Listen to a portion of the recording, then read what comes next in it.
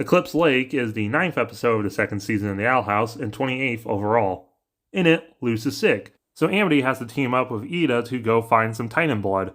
Meanwhile, Hunter is also looking for some Titan blood because Bellows is sick. Also, Gus and Willow is there. Shenanigans ensue. The episode opens with Bellows being a mad scientist, and probably some of the laziest foreshadowing the show has done, with just a book that says Grimwalker and its ingredients on it right there, with nothing to do with the scene. Ingredients include Golder Stones, Heart and Power, Talisman Wood, Keratin, aka Skin, Stone Sleeper Lungs, Selkidonna Scales, and Bones of Ortet. Except for Ortet and Stone Sleeper, these are all things we have seen in the series so far. Hey, those reddish-pink eyes look kind of familiar. Probably nothing. Bellows is trying to make a new key for the door. Hunter is eavesdropping, and he still has the Robin from the last time we saw him. And then we get a Bellows face reveal. Other than the green rot thing in the middle of his face, he looks kind of normal. And notice that his ear has a little cut in it, just like Hunter, but it's also a lot smaller than Hunter's ears. I think it's a little early to have revealed his face, but we'll get to when I think it would have been more appropriate to do it later. Bellows has been to the human world apparently, and he has fond memories of it. But he doesn't want Hunter getting involved in this.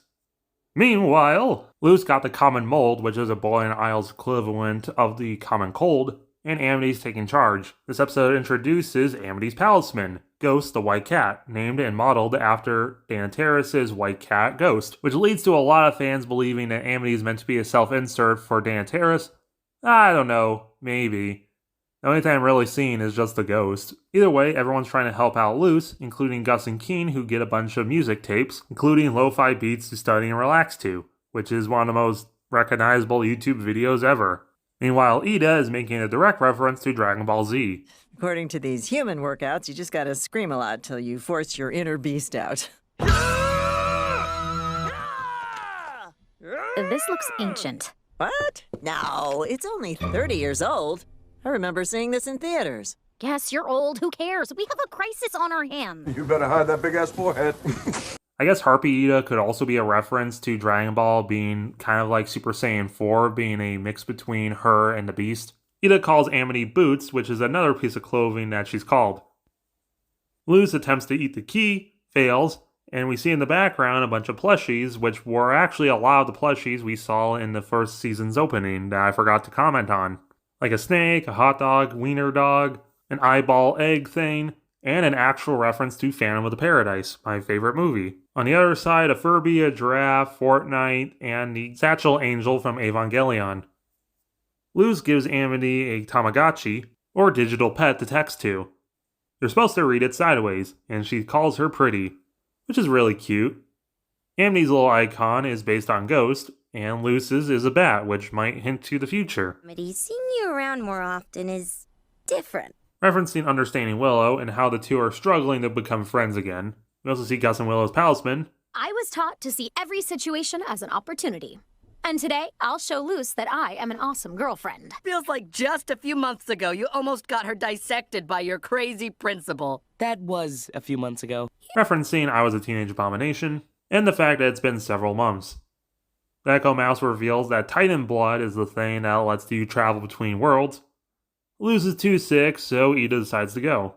As Luce's girlfriend, I must... I get it, Boots. Just grab a coat. Willow, Goops, watch over Luce. Referencing Escaping Expulsion, where Ida thinks that Gus's name is Goops.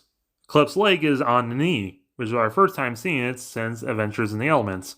Ida even wears her same coat from that episode. But oh no, the Emperor's Coven's already there looking for Titan blood, led by Kiki, and she brought along whoever this is with a spear and Steve the guard.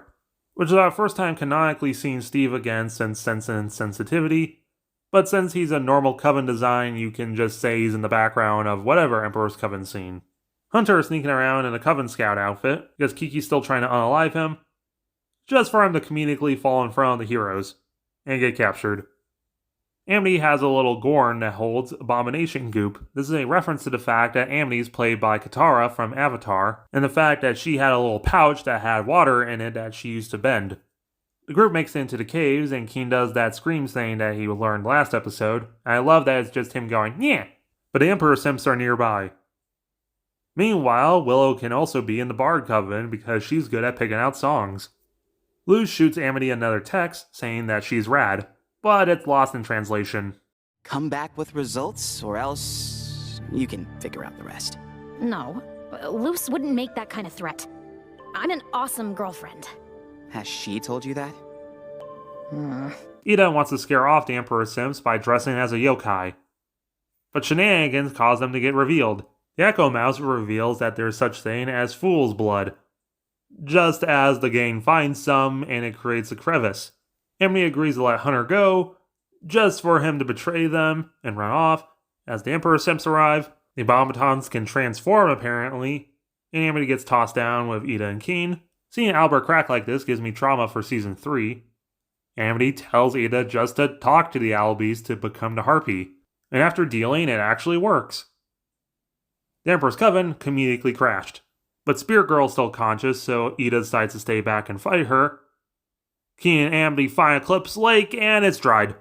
Hunter is going to bury himself in the scab, and Keen actually realizes that the messages are sideways. Luz says, "Fool's blood bad, you okay? And come home."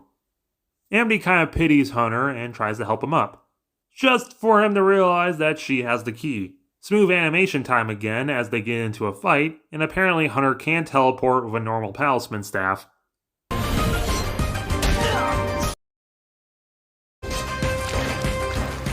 Really want to help? Then give me that key!